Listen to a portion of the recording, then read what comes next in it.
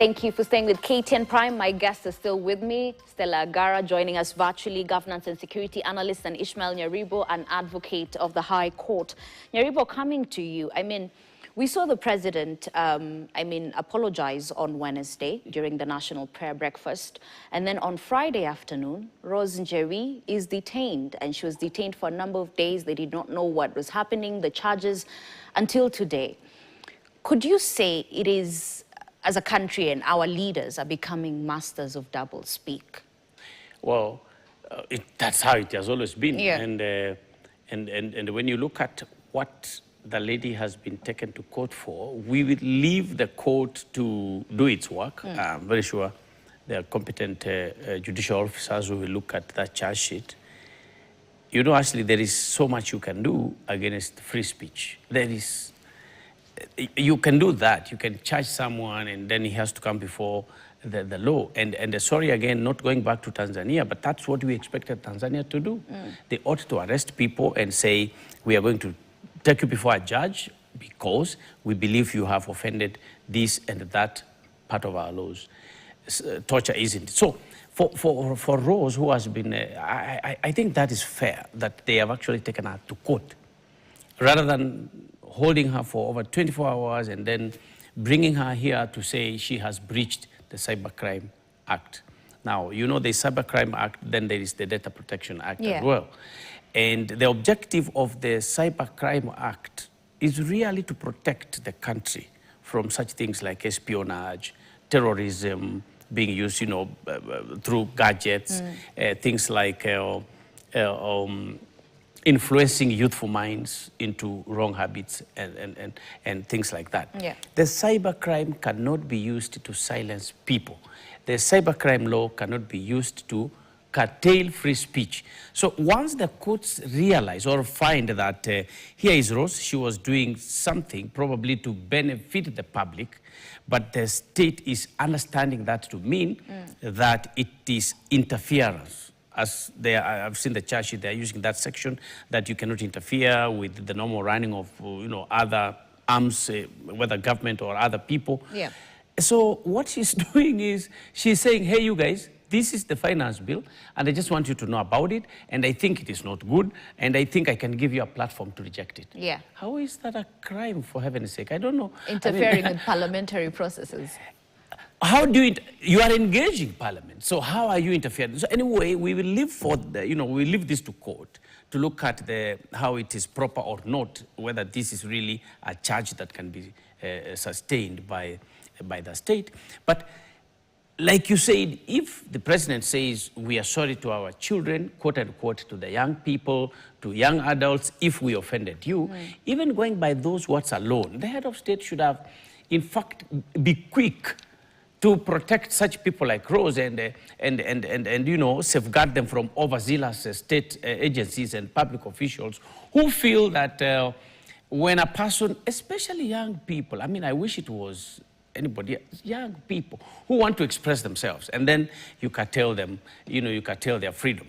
I think that is a higher level of actually, eating your own words. All right. Stella, coming to you as I put a rest into this matter. Senate Majority Leader Aaron Cheriot in a local media house defended President William Ruto, claiming decisions to arrest are made by the Inspector General of Police and Arms under the country's security department. Who does the buck stop with? Because you yourself mentioned that if really the president is keen on getting answers, keen on curbing these extrajudicial killings and abductions that we are seeing, it could happen. Actually, let me first start by mentioning something small that I should have said before the break. I visited Boni in hospital, and he was at Nairobi Hospital. Nairobi Hospital is a trusted hospital. As a matter of fact, when the president of Tanzania was struggling with his condition before he passed away, the former president, John Pombe Magufuli, he is rumored to have been brought to Nairobi Hospital for treatment. So Tanzania knows that hospital and trusts it. For that reason, the medical report coming from a doctor at Nairobi Hospital should be trusted by any courts as long as it's confirmed to have come from a legitimate doctor. Agatha has also undergone treatment, so there are grounds to actually take action, number one. Number two is that when when there are systems that have crossed the checks and balances that have been created by a constitution, by a social contract, by regulations and laws, it's very easy to tell. The reason I was smiling as Nyaribo was speaking was because, number one, I agree fully with everything that he has said, but number two, and most importantly, Kenyans are not stupid. Kenyans know when the law is what is holding up someone from being released from police custody. They also know when someone is being held for dubious reasons. We know that our law requires that you be produced in court within 48 hours after being arrested. The fact that this lady was arrested on Friday is an old system that used to happen during Moi's time to just keep you in jail for the entire weekend and for a prolonged period so that you can get tortured. If they were keen on actually dealing with a crime, she could still be picked up on Monday morning. She could still be picked up on Sunday evening and they would have been able to deal with the case. That's number one. Number two, and I know Aaron Cheruiyot would like for us to believe that the president has no hand in any of the things that are happening. If he does not have a hand in any of the things that are happening to citizens of Kenya, why is he not holding the individuals in government who are responsible for these actions? Why don't we hear him speaking loudly against the agencies that are letting his government down? Because then we would know it's not him, it's the IG, it's not him, it's the I don't know, any other state department. This lady created a platform for Kenyans to give feedback en masse on the finance bill. Now, actually, I used to do civic education around the time when we were trying to get a new constitution. In the first drafts, you will discover that there was an age limit for the presidency.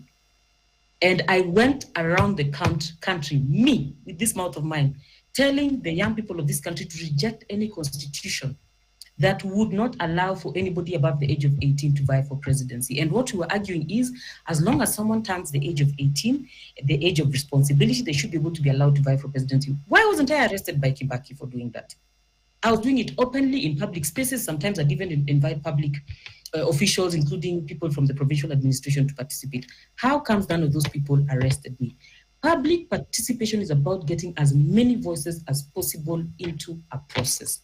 Our government, our system is uncomfortable about getting those many voices because it makes decision-making difficult. But actually, the nature of decision-making in a democracy is that everybody needs to get a chance to participate if they are willing, number one. The majority needs to get their way. The minority needs to get their say. If the number of people who are against the finance bill are more than those who are for it, they need to have their way. If those who are for the finance bill are more than the ones who are against it, they need to have their way. Whoever forms the minority needs to have their say. A lady creating a platform that is going to be making it easy for people to access information surely cannot be a crime. Okay. And now, talking about an authorized interference in the computer system, the courts will determine whether she interfered with any computer system. But if the interference is about her getting too many responses to go to the committee responsible for the finance bill, I think we must start asking ourselves difficult questions about whether we are ready for the generation that is just coming up, for the technology that comes with them, and for an understanding of how they're going to participate in governance. Okay. What's happening in CCM is exactly what is happening with this finance bill. It is an old way of thinking that is still forcing itself on a people who now have access to information, access to knowledge, and skills to participate. Okay, Stella, I want us to come back and let's talk about now the opposition in the country. Let's just listen in to some of these up sounds before we continue.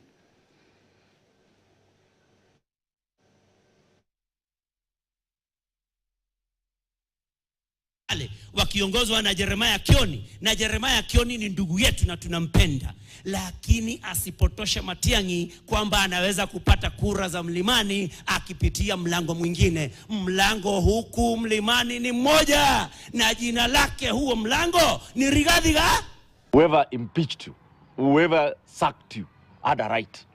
Right now I can tell Kenyans here, I think me personally, given Ruto and Gachagua, I'll go for Ruto 1,000,000 times. I can say that without fear of contradiction. I think the way you've shown yourself to Kenyans, you don't deserve being a leader in this country. All right, John, you too, Senator Muranga, and of course, a member of parliament for Wiper Lead. I think it's called Paul Mavoko, if I'm not wrong. Now, it seems there is some cracks in the opposition from going by those specific up sounds that we've just listened to. I mean, on one end, someone is saying Jubilee. On this other end, someone is blaming DCP. I mean, it's too early in this coalition that they are forming for us to be seeing cracks. Are these telltale signs? I think what I read actually clearly is they are saying they want to support somebody. In fact, both of them say the same thing. What Rigathi Gachagua is doing, I mean, I want to use this phrase, in God's kingdom, there are many mansions, there are many rooms. And Gachagua is one of the rooms, is one of the persons who are in that room. And Fred Matiang'i is one other person, Kalonzo Musyoka, and many others. I mean, there are Eugene Wamalwa, Natembeya, they will be there. It is too early for me to say that these particular cracks, they may not be sustained. I feel that they are all willing to stand together and nominate or appoint one individual. Okay. That time is not yet. It's too early to say. But you expect these teething issues to come up, of course, because, you know, Rigathi Gachagua became only a friend of many people now. After his impeachment. Because of impeachment. I mean, you remember we were all condemning the fact that he said, you know, Serikalia, he shares, whatnot. So, but you see now he has come up and now decided to open up and say, I want to be saved. Let me tell you what the problem is. That's how he has become a friend. I don't think anybody is saying that we will line behind Rigathi Gachagua so that he becomes president. And even he himself, he's not saying that. I mean, he's trying to put his people, especially Mount Kenya people, together. He hasn't said that I will be the one and no one else. I think the cards are still out there. It can be Kalonzo Musyoka, okay. It can be Fred Matiang'i, it can be Eugene Wamalwa, Natembeya, or Rigathi Gachagua. So there is no need at this stage of opposition to confuse itself and start fighting a particular individual. Okay. That is quite premature in my view. All right, Stella, coming to you. I mean, on one end, we have Rigathi Gachagua, DCPs, Wiper, Kalonzo Musyoka, Martha Karua, PLP, Eugene Wamalwa, DAPK. I mean, and the list goes on. All these sort of seem to be having one interest, leading the country. How do you, perform a balancing act when it comes to picking a presidential flag bearer this early, considering you're dealing with a team with the same ambition? Actually, you don't even attempt to perform a balance. Let all the interests come to the fore. Let all the interests be brought to the table. The kind of what we are calling cracks now are actually legitimate movements to determine where the fault lines are and how they can be sealed in good time. I think it's better to have those faults now than it is to have them a few months before the election. So as a politician, I would definitely tell you that this is when all these cracks should be felt. As a matter of fact, they should put as many contentious issues on the table so that as many people can tag and pull and see the veracity of this vehicle that they're trying to create for the opposition is. I don't know whether you have noticed, Ashley, that there are also some tags of war inside the I don't know whether it's the bread base or the government side or UDA itself. The attacks you've seen on Cecily Mbariri and everything, all those are shiftings that are taking place. And politically, they must take place. From a governance perspective, however, they need to get past this stage of tagging and pulling and make a decision quickly on what will be the priorities. What are the imperatives? What are the benchmarks based on which a leader will be chosen? The favor that Wamunyoro is going to do to Kenyans, the favor that Kalonzo is going to do for Kenyans, the favor that even Baba and Ruto and whoever is going to do for Kenyans, well, I withdraw the last. The favor that they're going to do to Kenyans is to tell us what are the benchmarks we're going to be looking at. What do we use to determine who is a good president for us? Once we agree on that, let Kenyans choose for themselves. I imagine the delegates processes will be brought together to choose whoever is going to be the flag bearer for every coalition or for every political party, and then eventually Kenyans are going to vote. Let us also be careful to ensure that we are negotiating a mechanism that will not bring us to an election where we are scattered. This dream that Kenyans have held on to of trying to get change will not happen if we arrive at the elections in a scattered way. We must consolidate it now, but this is a good time for this kind of push and pull to be happening. I know your time is up, Ashley, Yeah, but my time is let up. nobody be dismissed. I mean, that is the approach by the opposition. Let nobody be dismissed, whether it's Natembeya, Gachagua, whether it's Matiang'i or Kalonzo, let nobody be dismissed, but let them come together and actually agree on a particular candidate to at least assist Kenyans to withstand the challenges they have and come out of this kind of problems we're in, yes. All right, is that your final submission? Yes, thank you. Okay, Thank Stella, you very I'll let you have your final submission, but even as you do, I mean, we've just had Senator Nyutu say that Mlango, and I quote, is through Rigathi Gachagua. I mean, what happens to the former president, Uhuru Kenyatta? Are we likely to see a struggle for Mount Kenya in terms of who is the kingpin in the near future? Or are we already seeing it? Let me start with your last question, and then I'll give my closing remark. Okay. I don't want to claim that I hold brief for the former president, Uhuru Kenyatta. However, I can tell you for free that he's not seated watching this nation going down the drain quietly and not doing anything about it. I know this for a fact because I saw the kind of investment that not just him, but his entire family has had in this country. When I say investment, I don't mean money, but I mean the hold that they have on this nation. And so they would want to see a certain level of security for the governance system in this country and for the economy of this country because they also have investments in this nation. So he's going to take action. The direction in which his action is going is something I don't want to predict today. But I'm saying look out for the voice of the former Deputy President, Rigiji, and his voice, and you will be picking out exactly what Uhuru Kenyatta is thinking, number one. But number two, and most importantly, you will also be picking up some of the moves that they're about to make. Also look out carefully, very carefully, and this is me hinting from very far because I don't want to disclose what I know today. But I'm saying this, basically look carefully at the language that Wamunyoro uses to describe Baba. I need you to listen very carefully. I already shared in this studio where politics is going, but I want you to listen to Rigiji and even read what his text with a toothpick.